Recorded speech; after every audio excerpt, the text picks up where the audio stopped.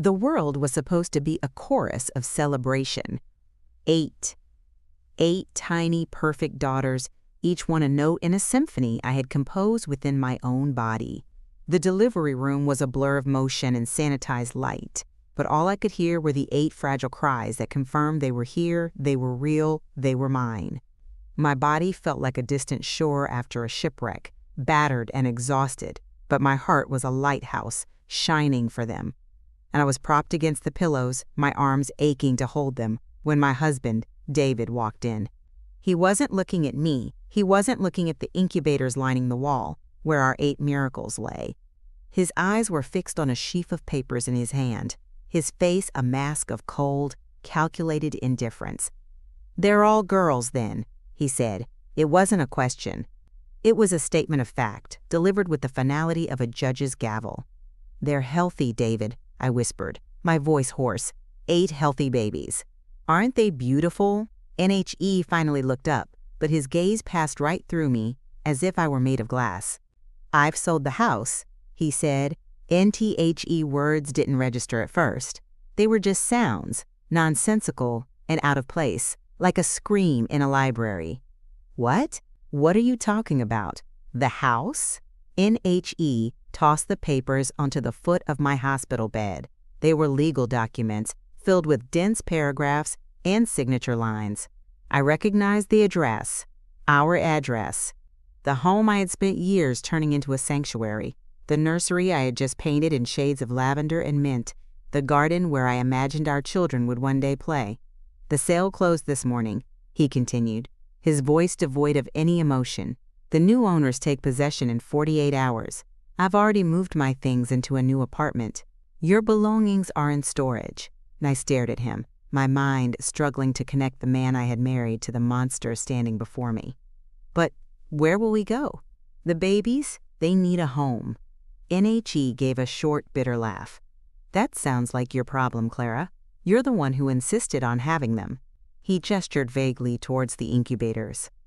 "You wanted a full house. Well, now your arms are full, but my house is empty. I've fulfilled my financial obligation to you as per our prenuptial agreement, a one-time payment. It's been wired to your account. Don't contact me again." And with that, he turned and walked out of the room. He didn't look back.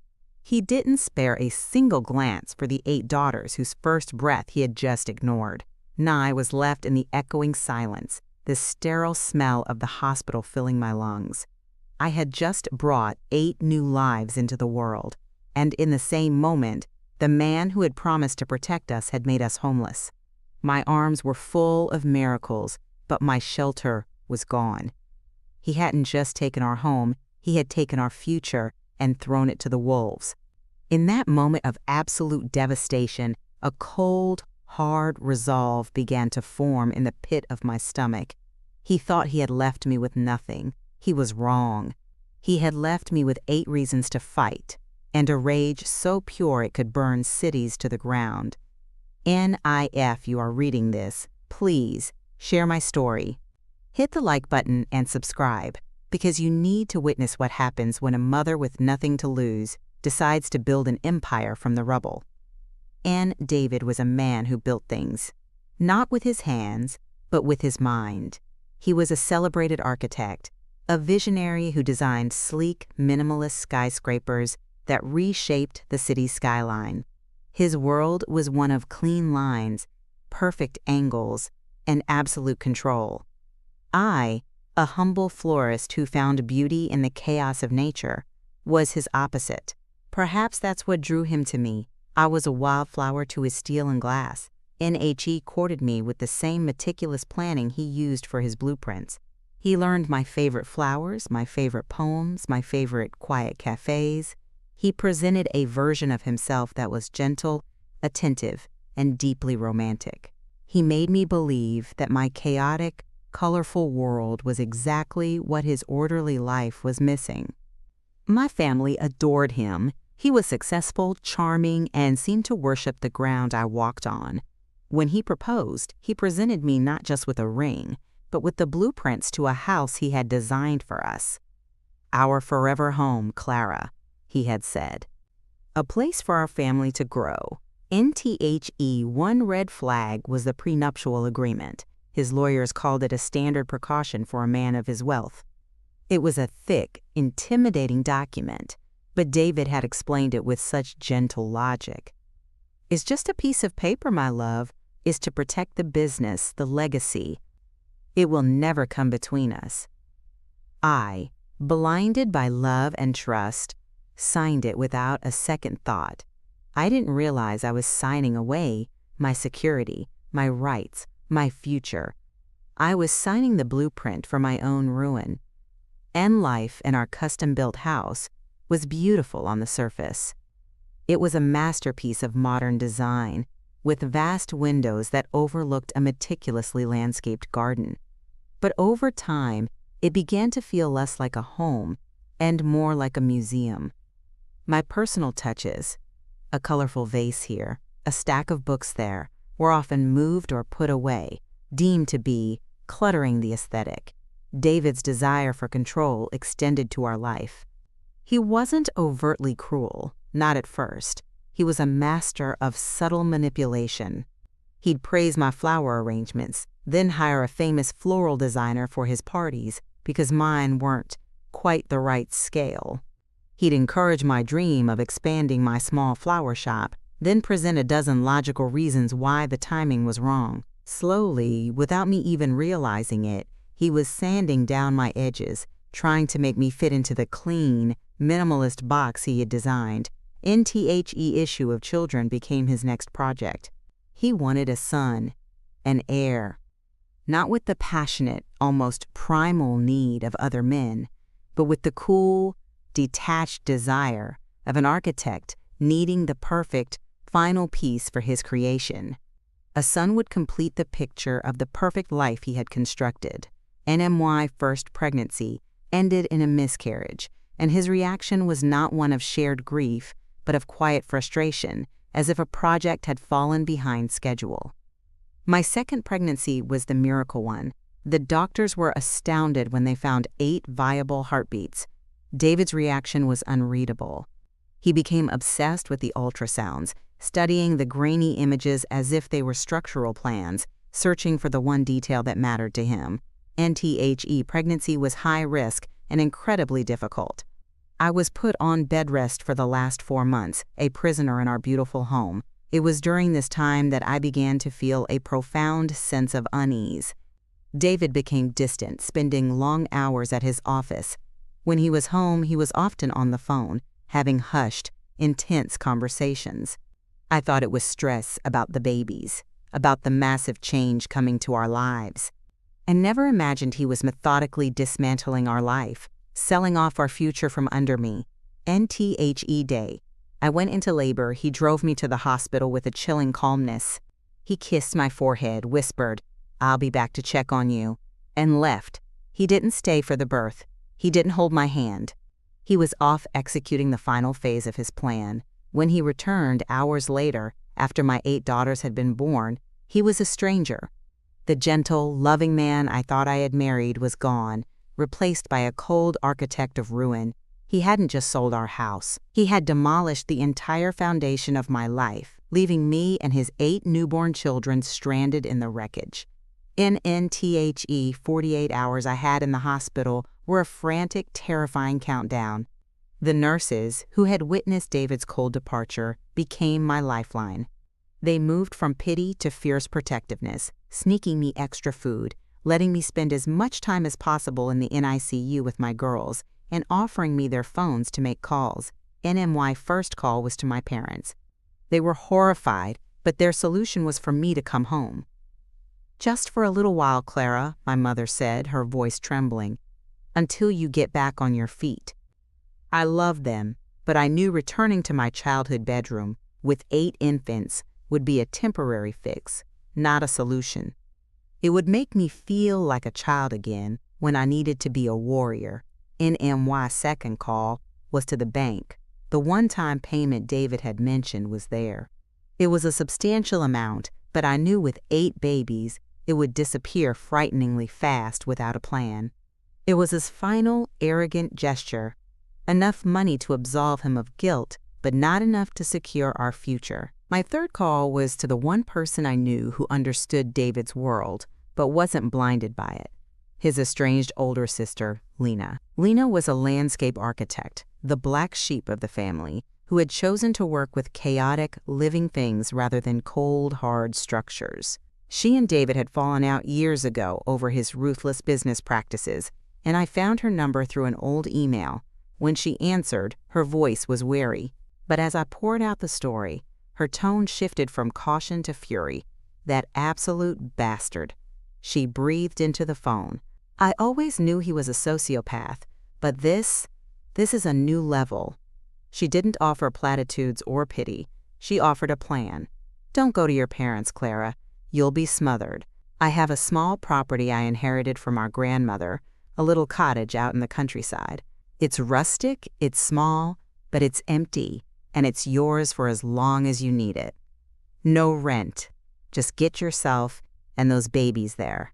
I'll meet you. Hope, fierce and desperate, surged through me. On the final day, the hospital staff helped me orchestrate the departure. A social worker had arranged for a multi-passenger van, and the nurses, my palace guard, helped me load my 8 tiny daughters, each swaddled in a donated blanket. As we drove away from the hospital, I didn't look back. I was no longer David's wife. I was a refugee, leading my people to a promised land I had never seen. NTHE Cottage was 2 hours from the city, nestled in a valley of rolling green hills. It was small, just as Lena had said, with peeling paint and a wild, overgrown garden. But as Lena stood on the porch to greet us, her face etched with a determined kindness, it felt safer than any glass mansion. NTHE first few months were the hardest of my life. It was a chaotic whirlwind of feeding, changing, and soothing 8 babies at once. Sleep was a forgotten luxury. The cottage was cramped, the plumbing was temperamental, and my body was still recovering. There were days I would sit on the floor and cry from sheer exhaustion, surrounded by the cries of my daughters. NBUT, in that tiny, imperfect cottage, something began to grow. Lena was my rock. She taught me how to manage the chaos, how to set up a system, how to find moments of peace amidst the storm. The local community, a collection of farmers and small-town folk, rallied around us. They brought casseroles, bags of hand-me-down baby clothes, and offered to watch the girls for an hour just so I could shower. Here, away from the city's judgment and David's long shadow, my daughters were not a burden. They were a marvel. The Miller Eights, the townspeople called them, with a sense of collective pride. And I started to heal. The wild, overgrown garden became my therapy.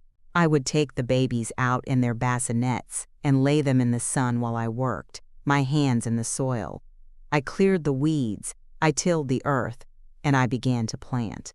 I planted vegetables for our table. I planted herbs for their scent, and I planted flowers, rows and rows of them, a defiant act of creation. David had tried to leave me with nothing. He thought he had taken my home, but here, in this humble cottage, surrounded by my 8 beautiful girls and a community that had embraced us, I realized he had failed. He hadn't taken my home. He had just forced me to find a new one. And this one, built on a foundation of love and resilience, was one he could never tear down. In NTHE, first year in the cottage was about survival. The second year was about stability. The third year, I decided, would be about ambition. The settlement from David was dwindling, and I was determined to stand on my own 2 feet, to build a future for my daughters that he had no part in. NMY Garden was my inspiration. It had flourished under my care, exploding into a riot of color and life. My small flower beds had become a sprawling tapestry of roses, dahlias, lavender, and countless other blooms. The townspeople had started asking me to provide flowers for their weddings and local events. At first, I did it for free, happy to contribute. But then Lena sat me down. And, "Clara, your talent is a business," she said, gesturing to the fields of flowers. "This isn't a hobby. This is an asset. David builds with steel and glass. You build with living things. It's time to show him what you can create.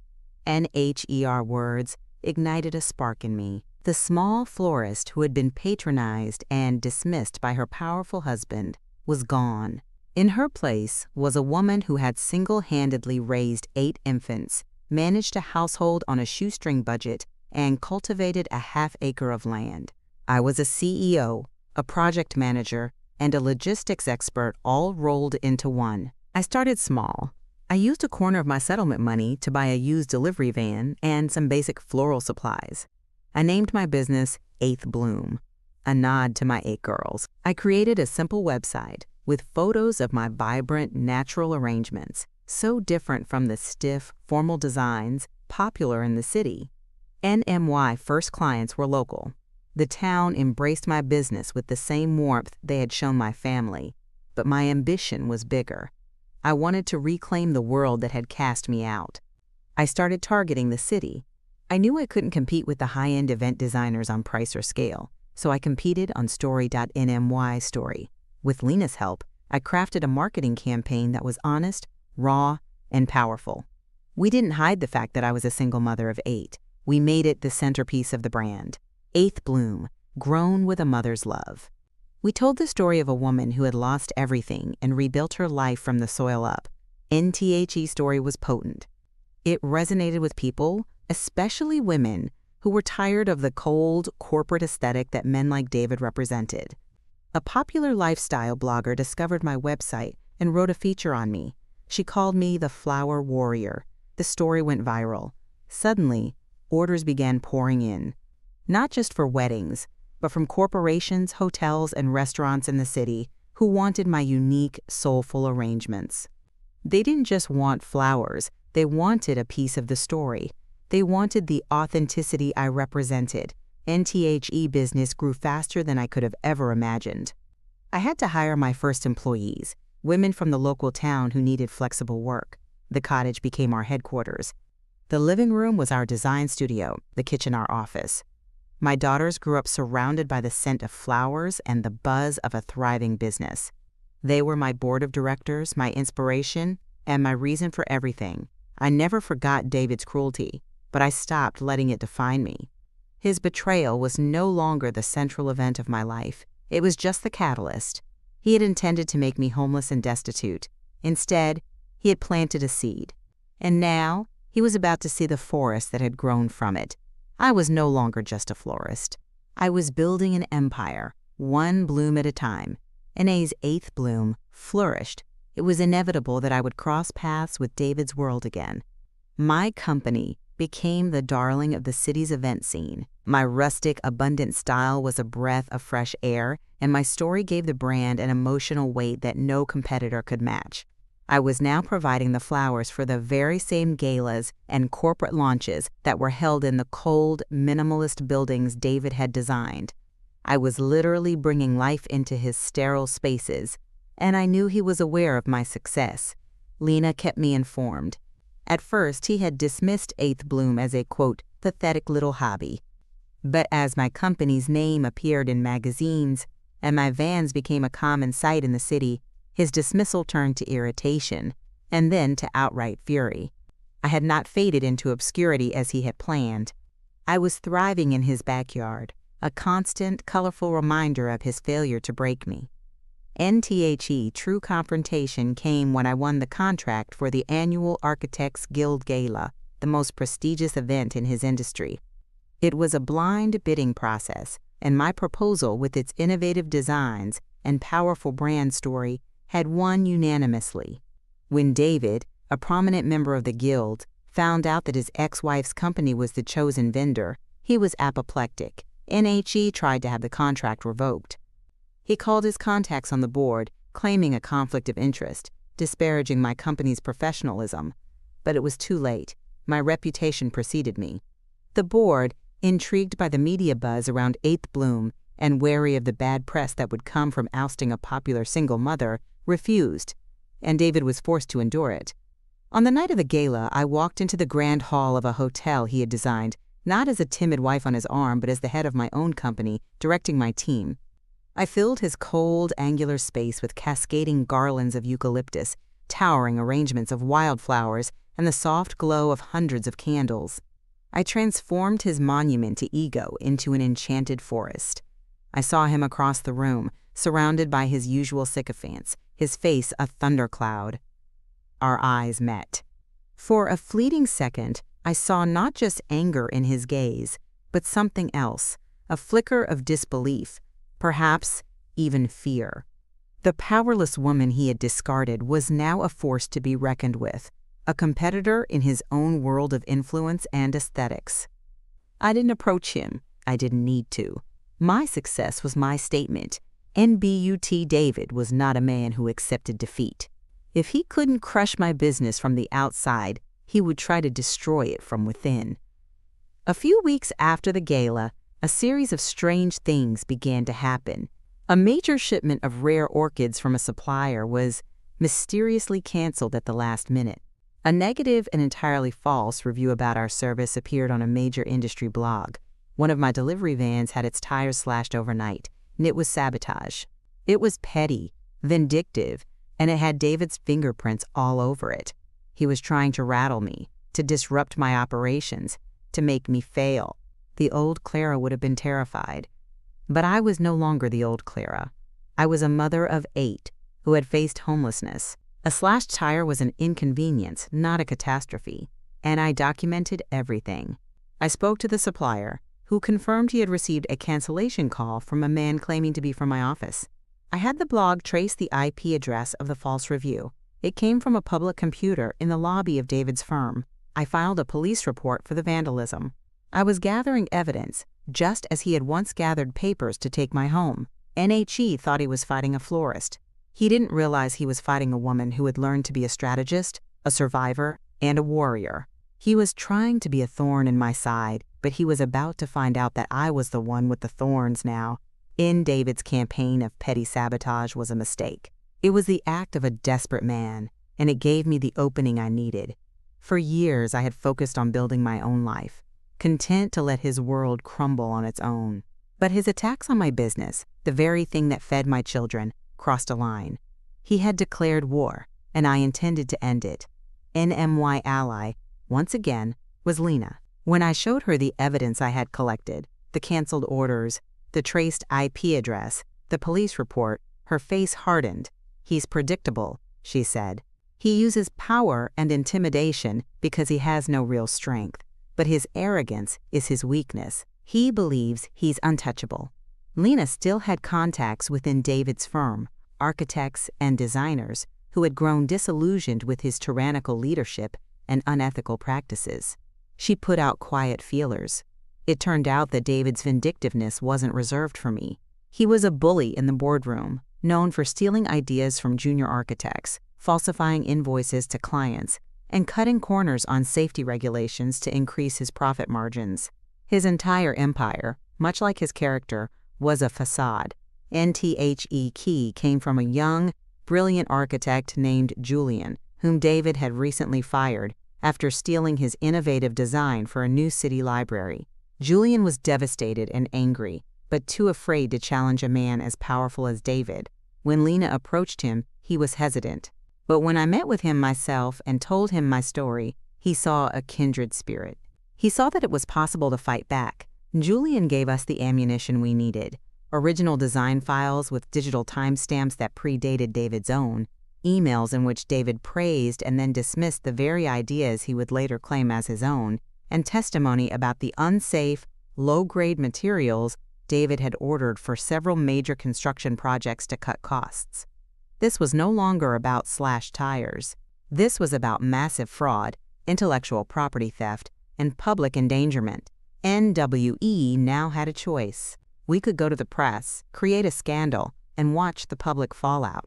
Or we could be more strategic, just as David had been. We chose the latter. And our lawyer, a sharp, no-nonsense woman Lena had recommended, drafted a comprehensive legal case. We didn't file it immediately. Instead, we requested a private meeting with David and his legal team. We were giving him one chance to surrender before we launched the missiles. NTHE meeting took place in a neutral law office, a sterile conference room that felt like a cage. David walked in with his signature arrogance, flanked by two expensive-looking lawyers. He looked at me with pure contempt. He clearly believed this was a meeting about a restraining order or some other minor legal squabble. NHE was wrong. NMY lawyer began calmly and methodically to lay out our case. She started with the campaign of sabotage against my business. David's lawyer scoffed. Then she moved on to the intellectual property theft, presenting Julian's files. The scoffing stopped. Finally, she presented the evidence of fraud and safety violations, including testimony from a disgruntled contractor about substandard steel being used in a downtown skyscraper. I watched David's face as the evidence mounted. The arrogance drained away, replaced by a sickly, pale shade of panic. He was seeing his entire world, his reputation, his freedom, being dismantled, piece by piece, right in front of him. The architect was watching his own demolition. NMY lawyer concluded with our terms. They were not negotiable. David would issue a public apology and make a massive donation to a fund for single mothers. He would sell his controlling interest in his firm, with Julian and a consortium of other wronged architects given the first option to buy.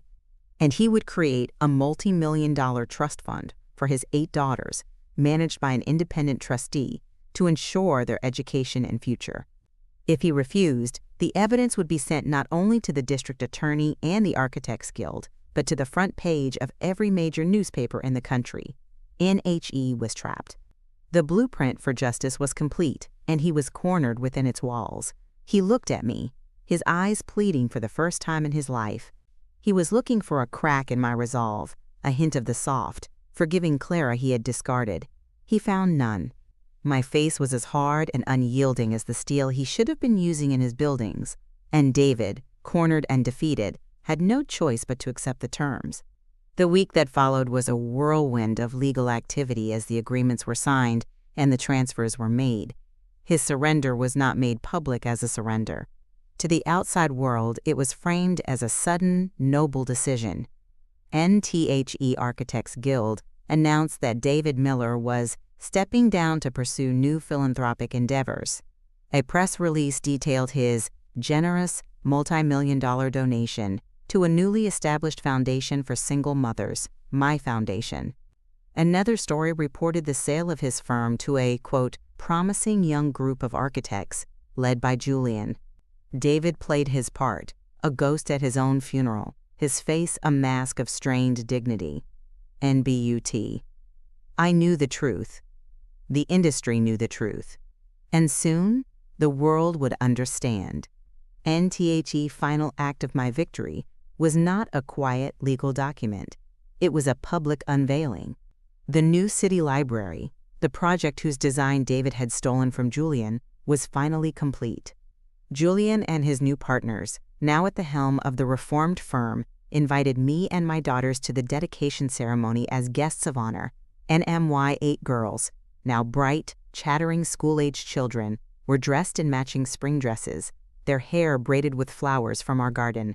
They were a living, breathing symbol of everything I had fought for. NTHE ceremony was held on the library's Grand Plaza. Julian, in his speech, did not mention David by name. He didn't have to. He spoke of integrity, of collaboration, and of the importance of building things that were not only beautiful, but also honest and strong. Then, he looked directly at me in the front row. This library is dedicated to those who build from the heart, he said, his voice thick with emotion. And to one woman in particular, who taught us all that from the deepest rubble, you can grow the most beautiful garden. Clara, would you and your daughters please join me as my girls and I walk to the stage? A wave of applause, warm and genuine, washed over us. I stood beside Julian at the podium, my 8 daughters holding hands in a line beside me. I looked out at the crowd, at the city skyline that David had once dominated, and I felt a profound sense of peace. Then, Julian pointed to the cornerstone of the library. We have a final dedication. A curtain was pulled away, revealing an inscription carved into the granite. It read, NTHE Clara Miller Library. In honor of the strength of mothers and the promise of daughters. Tears streamed down my face. It wasn't just a building, it was a landmark, a permanent, unshakable testament to our story. David had built his name on cold, empty towers that scraped the sky. I had built mine on love, resilience, and the unbreakable spirit of my children. His name would fade. Ours was now carved in stone. And I saw him for the last time, standing at the edge of the crowd, almost hidden in the shadows. He was watching, his face unreadable. As the crowd rose in a standing ovation for us, he simply turned and walked away, a solitary figure disappearing into the city he no longer ruled. Life after the unveiling settled into a beautiful, peaceful rhythm. Eighth Bloom continued to grow, but I made a conscious decision to keep it at a scale that allowed me to be present for my daughters. Our little cottage was expanded, with Lena designing a beautiful, light-filled extension that seamlessly blended with the wildness of our garden. It was a home built not just with wood and nails, but with love and laughter. The foundation I established, funded by David's donation, became my second passion. We provided grants, legal aid, and housing assistance to single mothers facing the same terrifying cliff edge I had once stood upon. I shared my story, not as a boast, but as a roadmap, a message of hope that even when your shelter is gone, you can build a new one, stronger and more beautiful than before. NMY daughters are the heart of my world. They are growing up in a home where their voices are heard, their dreams are nurtured, and their mother is not a victim, but a victor. They are 8 distinct, wonderful individuals, a future scientist, a budding novelist, a talented musician, a compassionate veterinarian, and 4 more unique souls still discovering their paths. They are kind, they are strong, and they are deeply proud of the family we have built. And I am no longer defined by David's betrayal. I am defined by my own creations, my business, my foundation, and most importantly, my children. He took away a house, a structure of glass and steel built on a foundation of lies. In its place, we grew a home, a living, breathing sanctuary rooted in the rich soil of resilience. Sometimes, on a quiet evening, I sit on our porch and watch my 8 girls playing in the yard, their laughter carrying on the breeze. I look at the sprawling garden, the thriving business, the life I built from nothing, and I understand the profound truth of it all. David was an architect. He thought he could design my life, my future, my downfall. But he forgot the most basic rule of construction. A structure is only as strong as its foundation. He built his on ego and control, and it crumbled. I built mine on a mother's love, and it has become an unshakable fortress. My arms were once full while my shelter was gone. Now my arms and my home are full, and my heart is overflowing.